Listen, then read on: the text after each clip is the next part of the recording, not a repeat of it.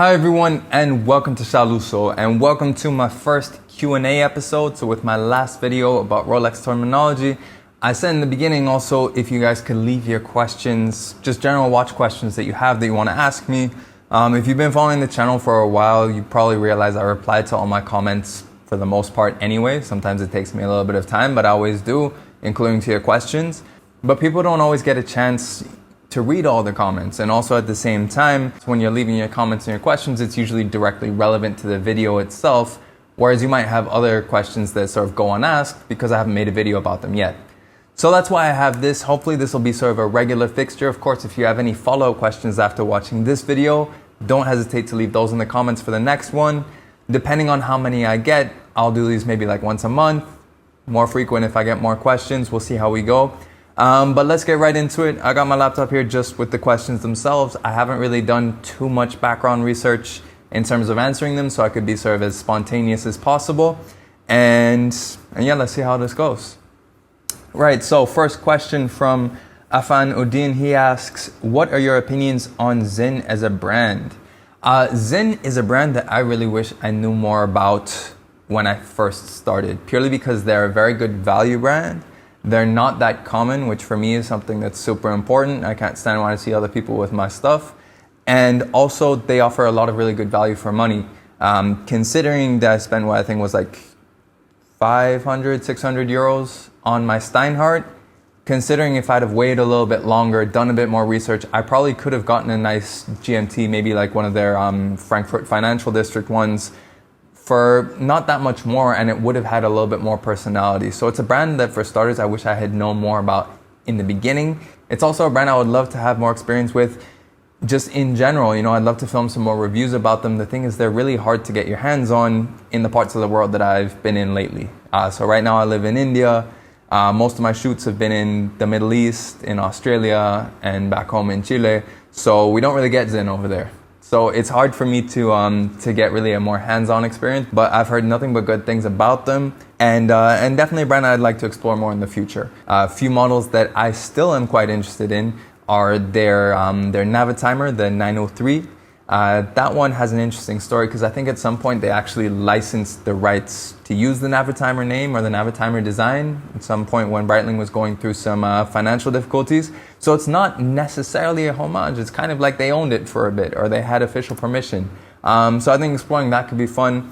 Also the 910 split seconds chronograph, just because it looks really cool. I don't think I'd end up buying it because I already know from my tutor I don't really like having to register chronographs, but definitely as an exercise to look into, and also as a value proposition. It's really good value for what you get. I mean, it is still 7750 based, but you get a split second chronograph. It looks very distinctive, open case back, decently good decoration on the movement as well.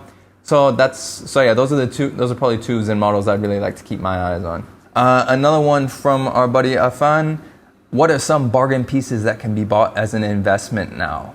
So I'm going to split that into two things because I think bargain and investment are two different approaches. Bargain I see more as getting good value for what you buy regardless of how you resell it, whereas investment is much more, in my opinion, about buying low and being able to sell high. You can get something that's really good value, that's a bargain, that's maybe depreciated a lot. It'll still sell like shit, but if you buy it for yourself, you get a good bargain. That's at least the way I look at it. I generally don't look at watches as investments, so also bear that in mind as I say these. Some people focus more on that. This is more my perspective just from what I've seen as general trends. And at the end of the day, you do what you will with my answer. But let's start with bargains. I'll give you a few different examples. First one is the Tissot Powermatic 80. This one costs around $800 at retail. I imagine you can get a bit off of that if you get it pre-owned or if you just haggle with wherever you're buying it from. This packs a lot of punch for $800. It has a silicone escapement and an 80-hour power reserve. It's very difficult to get those sorts of specs at a sub $1,000 price point. And also, you know, it's going to be a reliable movement. It's still an ETA, not a Sellita, even though they're technically the same for the most part. They're usually just clones. Some people do prefer having an actual ETA movement, and that's because the Tissot is actually part of the Swatch group. So that's why they managed to get the ETA movement in there. It means it's going to be relatively easy to service, and it just packs a lot of punch and a lot of versatility for a watch that's less than $1,000. Another good bargain on the pre-owned side, the Panerai Luminor 161, the GMT. I reviewed that a few months ago. These you can get them for as low as about 6,000 US. For that you get a steel and titanium watch, 300 meters water resistance, a GMT, it's automatic, it's a 7750 base, so therefore it's easy to repair. And it's a watch that used to cost around $12,000, $13,000 new, and you can buy it pre-owned for half price essentially. And it looks different for a Panerai because it's a Panerai on a bracelet. And if you don't like it on the bracelet, you can always switch it over. So very good value I see there. I think that's a good bargain if you can find a good one at a pre-owned price. And then also the Breguet Type 20 for similar sorts of reasons. Currently you can buy a Type 20 for it's about $9,000, $9,500 without a bracelet. You can find pre-owned versions from the 90s that still look the same or mechanically the same for around $4,000 or $5,000 and up. And again, you know, half price off for a watch that's proper high horology. It's a reliable movement. It's a movement that's still in current production. I think that's really important when you're considering the longevity in terms of servicing. Will they have spare parts? That's another thing that I think is a bargain. Moving on to investments, and like I said, I'm looking at these from the frame of reference of ones that you can buy low and that will have potential to go up, not necessarily ones that you just buy low. So with these, I think the Air King is a watch that I think because it's not very popular now, in the long term, if they haven't sold very many of them, I think maybe that could be something where you could get a bit of a return on. Again, like with everything, investing is always a risk, so you have to measure that out. But I think because it isn't that popular, not too many units have been sold, you can still get it at retail. It's one of the watches that's pretty easy to find at retail. So if you're in that mind state of maybe you want an Explorer 1 or an Oyster Perpetual or a Milgauss, consider the Air King. It is a little bit quirky. I think it'll probably be one of those ones that in a few years when they discontinue it, the people who want it will probably be willing to pay more for it, but it'll just take you longer to find someone who wants it, if that makes sense. Speedmasters, a lot of people are saying that they might go up when they discontinue the 1861 movement and replace it with the 3861. They might, but I don't think it's going to be an astronomical jump. But it might be something to look into. I mean, right now, Speedies tend to hold their value decently well. But when we say hold their value, I mean, they don't lose that much. Right now, they don't really sell at a premium at all because they're easy to get. And so I wouldn't bet too much on that horse, purely also because there's so many in the market because it's their most popular selling watch. And Omega doesn't restrict the supply of it. However, possibly its successor, maybe they'll start restricting supply if there's enough demand. And genuine rarity can contribute to something that can be an investment. But not always. There's plenty of watches that are much more rare than any Rolex that still sell for well under their list price. And then last one for investment is the Sky Dweller in steel, but not the blue one. Sky Dwellers, you can still get some for a touch under retail on the pre-owned market, just not the blue one. And it's not that much under retail. You're not going to get a crazy discount. But I think, again, thinking very long term, the fact that it was the first of its particular example, if it's a collection that they keep in the long term and keep upgrading, for example, then when it becomes a vintage watch, maybe it'll sell for more. But again, that's a very long haul thing. So hopefully those help. But like I said, bear in mind, I don't really look at watches as investments. So these are just things that I notice as I'm doing my general research. But there are probably other channels that can give you much more detailed speculations. Now from Mino Nano, I've seen multiple reviewers receive watches for a review for a week, month from different companies. What does that entail? What happens when you scratch, lose, or damage the watch? Han. So Han, very good question. Thankfully, knock on glass. Thankfully, I've never scratched or damaged a watch that I've been lent. I can only speak from my own experience. With me, it's all about relationships. That's how I get watches to film them. I used to do marketing sales, so I'm very used to reaching out to businesses through email, Instagram, LinkedIn, cold calls, and just pitching them. Start out with a meeting, meet up with them, tell them a bit what my channel is about, show them some of my stats, show them some of my videos, and then if they're convinced, if they're interested, then we talk doing an association. So far, I've resisted the temptation to charge for my basic reviews, purely because I want the content. I have had some people offer me to do exclusivity deals and stuff like that and pay for it. But at this stage, I don't really want to box myself in because I move around so much. being locked into an exclusivity deal means I'm pretty much stuck with that store instead of being able to film whenever I travel. Right now I'm not doing much traveling, but yeah, so I don't really go down that path. But usually it's just relationships. I don't have to sign contracts or anything when I'm not charging for it. So it's just a case of them trusting me. Usually I'll start out with just filming it though and filming it there just so they can see how I handle the watch and see that they can trust me with it. But for the most part, it's usually a case that, yeah, it's down to what the store is comfortable letting me do and just hoping for the best. And hopefully I'll never have a story or an answer on what happens if you scratch or damage a watch, because I really don't want to. Next, my buddy Miguel from SoCal Watch Reviews. What's your next watch gonna be? Well, Miguel, you and I have spoken about this. You know I could go on for the entire video and a few other videos talking about this. So the very short answer is I don't know. A slightly more expanded answer you'll actually find in my State of the Collection video that I did a few weeks ago.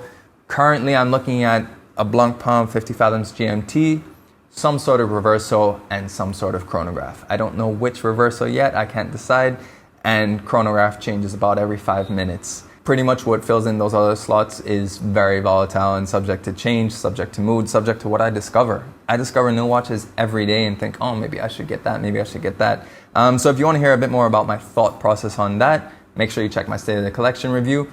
But yeah, the short answer is either that 50 Fathoms GMT, a reverso of some kind, or some kind of chronograph. So Nina Abroad and Watch Collector Global asked two very similar questions, my favorite YouTube channels, and then Watch Collector Global also asked for some best YouTube gossip. Starting out with my favorite YouTube channels, there's a lot. I spend a lot of time on YouTube. Usually when I'm uploading a video, I'll be watching 3 or 4 other videos during that time because they take like an hour to upload. Roman Scharf is one that I watch a lot. Obviously, Q&A Tuesdays is a big inspiration for me starting this series. He's got really good insights, I think market insights, especially if you're looking for stuff like investment stuff. I'd watch some of his channels purely because he gives you a lot more detail as to what things have been worth, where they've gone, what's happened in the past, and also he's, again, very cautious as well in terms of saying that, none of us have a crystal ball, as he likes to say. Also, producer Michael is someone who I really like watching. He may not be the most technical person when it comes to showing watches, but you can tell the man loves his watches. And I really admire that. And the fact that the man's so damn positive. Like, it's just enjoyable watching his videos. You come back feeling happy after you watch his videos. And he has some really cool watches that I think a lot of channels don't feature. You don't see a lot of Jacobs, for example. That being said, Swiss Watch Gang actually did a really good video of his own Jacob Epic X. So like those are a few channels, watch-related ones that I watch. A few non-watch ones that I like. Parisian Gentleman, that's one I really like. That's more centered around sort of style and clothing and fashion. And Doug DeMuro. I love cars. They were my first love well before watches. And his reviews are just fun. I mean, who doesn't want to find out about more quirks and features? I actually initially thought of maybe aping his style with my watch reviews, but I realized, no, I'm not going to do that. That's his thing, and he does it really well. So, YouTube gossip. I'm going to be honest, I'm probably not the best person to ask. Like the other YouTubers that I speak to are either ones that I'm currently in the process of reaching out for like collaborations. So I guess that's more I talk business with them. I treat my YouTube channel as a business, even though it's not my main source of income. And then also the other reason why I talk with other YouTubers is because some of them are actually my friends now. Through collaborations, through speaking to them. At the end of the day, we have this common interest in watches, so there's a reason to talk with them. But I'm not someone who really gossips very much. In general, one of the favorite topics when you look at like groups and stuff like that is, like where's TGV been? And there everyone's talking like, oh, maybe he got COVID. Maybe Hugo took him off to Isla Nublar, and got his Jurassic Park on.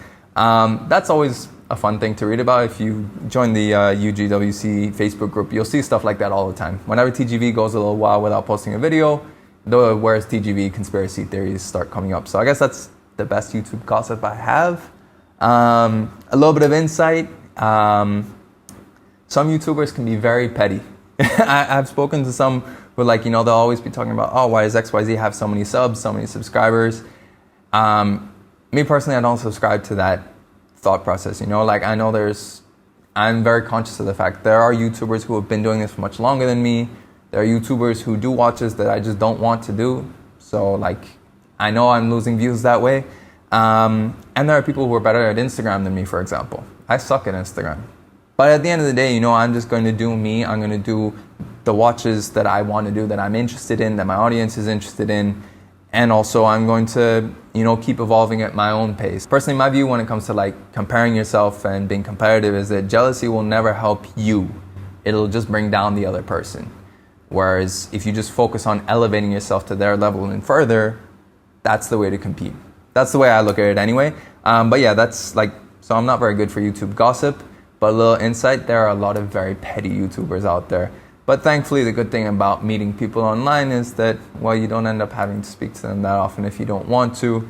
And usually with those people, like, you find that out very quickly, so you don't really talk to them that long. But for the most part, the YouTubers that I've spoken with and sort of collaborated with, guys like, Rita from Watch Society, Miguel from SoCal Watch Reviews, Pete from Rolex Watch Love. Those two do a podcast, which I was on for a long time. They're all really down to earth. Like, we're all normal people at the end of the day. And so it's a really good community out there. But yeah, gossip, I'm probably not the best person to ask. All right, next question is from Tanya Nina. Hopefully I didn't butcher that pronunciation. What is your ambition for your collection and for your YouTube channel? For my collection, I sort of outlined this already in my State of the Collection video from a few weeks ago. The short answer is I'd like to have a maximum of a 5-watch collection, plus my Steinhardt, which is like my beta watch, and my Tissot quartz watch, which was the first watch I bought with my own money. That one's more just sentimental value, so I'm not really going to sell it. I don't think anyone would buy it. But yeah, like for my main collection to be 5 watches, I'd like it to be as complete as possible in the sense of both looks. I don't want to have them all being the same color, the same style. So I want to have variety in there, but also variety in complications. I want to have, like I said, I want to have a chronograph. Of course, I want to have another GMT. I have a dive watch in my Seamaster. I want to have a reversal so that can be my full-on dress watch. But the main ambition is, I have a 5-watch collection that's just as complete as possible, and watches that aren't very mainstream, for lack of a better way to put it. Probably, ideally, final result will be that my Seamaster and maybe a reversal will be the most easily recognizable watches I have. The Cartier, most people, prior to Cartier launching the new Pasha, most people didn't even know it. And then the other ones that I'm looking at, the chronograph changes all the time, like I said, and the Blancpain, very few people know about that watch. So yeah, that's sort of my goal for that. My ambition for the channel,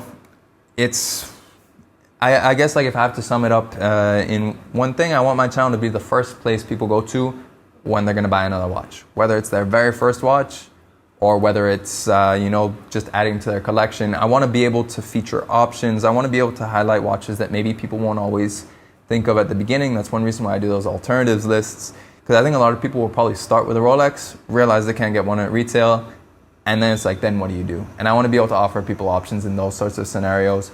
Or even just highlight some of these watches, because there's so many cool watches out there that can be distinctive, that carry their own personality, that are more than just, like a uniform or a requirement. Like, I don't subscribe to that, like, every collection has to have a Submariner. It's like, if you want a Submariner, cool, get it.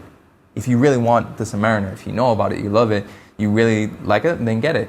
But don't get it because you feel compelled or because that's the way to start, something like that. Like, no knock on the Submariner, it's a great watch. But yeah, I want to be able to sort of expose people to the world of watches, whether that be through one video or whether that be through 20. I want this channel to be sort of the first place people go when they're looking at buying a watch and doing that initial research. Because that's how I got interested in watches, was through that experience of researching. But I went through like 5 or 6 different channels to do it. So I want to be able to sort of be that one-stop shop in that sense. And then the last question is from the Dubai Expat, another channel that I watch. Shout out to Nico. Which is your Grail collection or one Grail? So I think what he's asking there is it better to have like a full watch collection or like one Grail piece? So first off, my watch Grail is the Vacheron Constantin Overseas Gen 3 dual time with the blue dial. That, I love it Well, one of the reasons why I love it is because it's so versatile. That's a watch that I believe could be your one Grail, and you don't need a collection with that because, you know, with the leather strap, you can dress it up perfectly fine. With the bracelet and the rubber strap, you can get different looks for it and be more casual. It has a second time zone, which I believe is the most useful complication. It's anti-magnetic, it's 150 meters water resistant, has a stunning looking movement with so many differential. It has more finishes on its rotor than some watches have on on the whole thing, you know? So like, it's an amazing looking watch. The dial, the blue especially, is so beautiful. Tim from Watchbox Reviews keeps alluding to the fact that maybe it's made by the same people who do the F. Pigeon Chronomètre Bleu dial. It's kind of funny how he always tries to be discreet but not so discreet about it. But that's definitely a watch that I really, really like. And I think if I had that, I'd be perfectly happy having just that. That being said though, my goal is to somehow find a way to incorporate it into that 5-watch collection of mine. So that's my Q&A. Hopefully you found it interesting and entertaining. If you did, make sure you like it. Make sure you share it as well. It's the best way for the channel to grow is if you just share these videos, recommend it to other people who are into watches or who want to get into watches. If you have any more questions, make sure you leave them in the comments below, and also in future on any of my videos. If a question comes to mind, just leave it in the comments and I'll be sure to read it and feature it in a future Q&A episode. Hopefully I can do these maybe like once a month if I get enough questions. And of course, if you want to keep seeing new pictures of watches, follow me on Instagram at Shah Lusso. If you want to see more videos of watches, make sure you subscribe to the channel and hit the notification bell as well so you can know when my next video comes out. And last but not least, thanks for watching this video, and we'll catch you on the next one.